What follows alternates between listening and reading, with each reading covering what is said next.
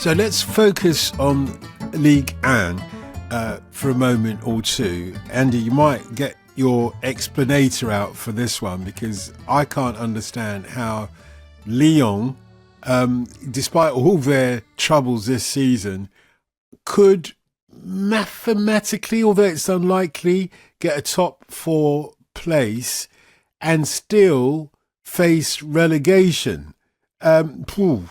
Please translate. Yeah, well, the relegation bit's really easy. They were threatened by the DNCG, the French Financial Control Board, with relegation because their accounts aren't in order, because John Textor, the owner, has little to no respect or interest in meeting the financial needs of a Ligue 1 club. Is very strictly run. It has to be sustainable. You have to show you can get through the season and not just go, it's fine, I'll plug the gap later down the line. I guess he would say there's a lack of understanding of the multi-club model.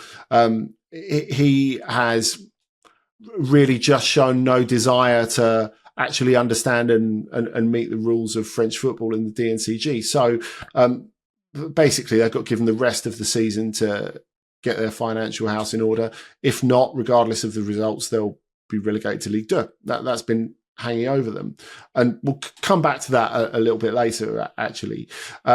So remarkably, they could still make the top 4, despite 4 defeats in 5 in all competitions, starting with that extraordinary collapse at Manchester United in the Europa League.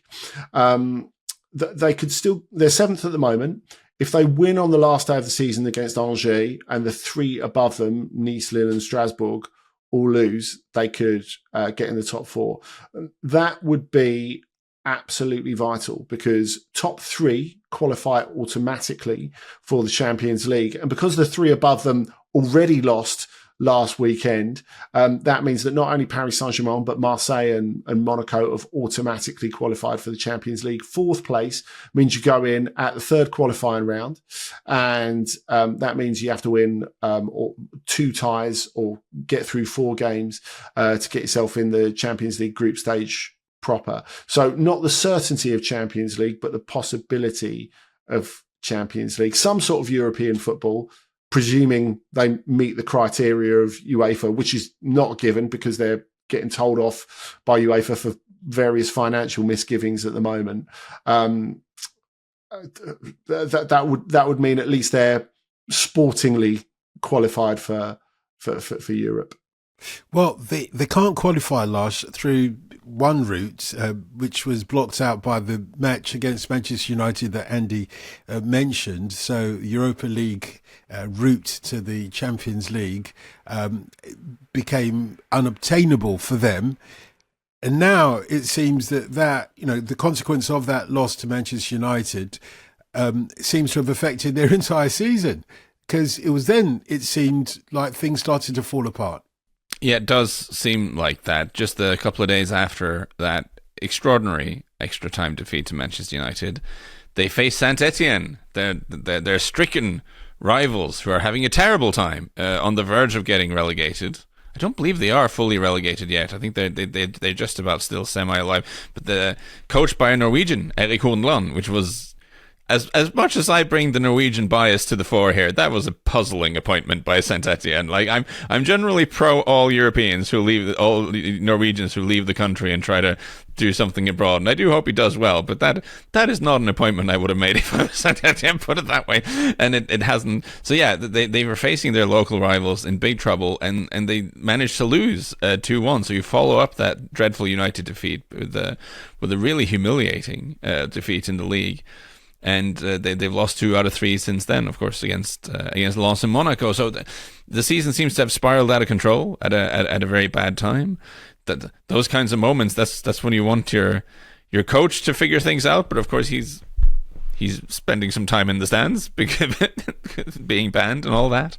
So it's a real mess. And I'm also kind of puzzled because when you look at the Lyon squad, there's so many good players here. Like this shouldn't be happening. But I feel like this has been the case with Lyon for several years now. They're often not in a good place in the league, and you look at the squad and you're like, huh, why? So they are a very odd team, Andy.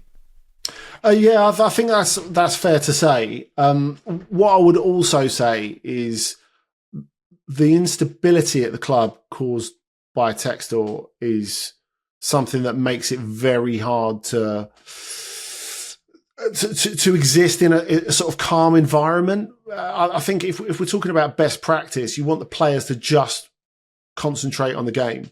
They've never been able to concentrate on just the game. I think that's really, really hard.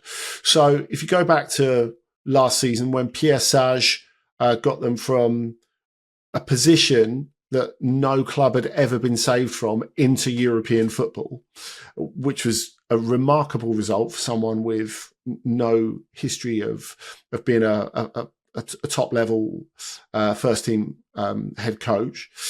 And it felt like they were looking for an excuse to bin him this season. Textor was openly caught in other coaches. Remember, Bruno Lage of Benfica is currently suing him for not having got a job at Crystal Palace or Lyon when he left Botafogo. You had Jorge Sampaoli, who's I think widely discredited at this point in time, being invited to spend time in Lyon as well. He was chatting to Fonseca for ages before he got rid of Pierre Sage and introduced Fonseca. And when you introduce Fonseca, quite apart from the whole touchline ban stuff, he comes in for one reason, to close out Champions League. And whatever the other stuff about him, being in the stand rather than in the touchline, Fonseca hasn't managed to do that. And I think if you look at the way it's fallen apart at the end of the season, the way it fell apart at the end of the Man United game and the results since, it's not entirely inconsistent with what Fonseca's done elsewhere in his career. Look, I think he's an improver of players. I think he's a really good coach. But the fact is, Lille lost automatic Champions League qualification in the final minute of last season. You go back before, they fell down a competition through dropping points on the final day of the season then as well, even though I think people would say his work at Lille was globally good. So it's not something that can be entirely said to be unforeseen. And what is Textor going to do when they get to the end of this season and don't qualify for the Champions League? Well, if he's still able to hang on to the club, the first thing he'll do is sack Fonseca, surely. So that's part of it. I mean, look, there are other reasons. Obviously, there's stuff that's happened this season that you can't pin on Fonseca. And I think the fact that Alex Lacazette is getting older, that he played the Olympics and came straight into this season is not massively helpful. But again, I think not being able to go and get players, apart from when they circumvented the rules to bring in Thiago Almada from Botafogo, not being able to strengthen the defence, not really doing good defensive recruitment, all of that sort of thing has to stop at the buck has to stop with Textor, really. But Andy, let me just actually do a footballing wall pass here and send the ball almost directly back at you with a slightly different angle, which is that we talk about big picture stuff, and definitely Textor, his reign appears to have been very chaotic, and you've got a coach who's got himself banned, and it's all a bit of a mess. But has there also just this game against Monaco at the weekend, which is huge for them? Monaco have been very good this season, a very aggressive, hard-running team under Adi Hutter. Has there been any sort of fallout to his team selection decisions there? Because you start with Ryan Cherki on the bench, which is weird. You start with Mika Tadze on the bench. Now, Mika Tadze has had a mixed season, but he's still their second top scorer. He's only scored 2 goals fewer than Lacazette in the league, and he's played fewer minutes. So in this crunch sort of do or die, get a result or you're not getting the Champions League game, he benches their best creator and second best goal scorer. What's happening? Yeah, they played it like they didn't want to lose it rather than they wanted to go and get the win that they needed. And I think you're absolutely right. I think that was a poor decision. I think the other thing we've seen in recent weeks, and certainly what's a legacy of the Manchester United tie, is Fonseca has put the nose out of joint of some of the senior players. And we all know the issues he had with Teo Hernandez and Rafael Leao and Milan. He's really, really upset Nemanja Matic by not picking him in either of the Manchester United games. In both of the Manchester United games, he chose to pick a guy in Paul Akalulu who hadn't started a game for a year and a half, and looked like he hadn't started a game for a year and a half, even if you think he's good enough. And Matic is incredibly influential in the dressing room, so that was a really bad move, I think it's fair to say. But I think it's been very hard for them to pick themselves up after the defeat to Lens, because that was a game which they dominated from start to finish and managed to lose somehow. I mean, Will Steele's team came and defended really, really well and got a couple of goals on the break. But I think the feeling of impending doom that's hung over from the game against Lens has been very, very difficult to get over, because that game against Lens, which they could and should have won, forget all the other results. If they'd have won that, they'd still be in fourth place and they'd be in the position that they need to be. I would, without getting too granular, I would feel that way about the Saint-Etienne game. Maybe it came too soon after the United game. Maybe their heads were all scrambled. But Saint-Etienne are terrible. Like, so just I know it's a derby, so that adds an extra spice, and you have the hangover from the United. But it's still a game they should win in their sleep. And again, that would be those extra points. They would have been fine. Sounds like they'll be selling some of those players who we've been talking about next season, though, Andy. Well, what they're hoping is that the running out of contract of some of the big earners is going to help them. So Lacazette is going. This game against Angers, where there's going to be a big homage to him before and after, is going to be his last game. He's an incredibly high earner. Nicolas Tagliafico, the Argentinian World Cup winner, is going to go as well. But yeah, how they hold on to anyone is going to be tough, really, especially without the Champions League money. Ryan Shirky will go this summer, maybe to Borussia Dortmund, but he won't be going for his real market value. He's had a brilliant season, but they probably won't get more than 25 million for him because of his contractual situation.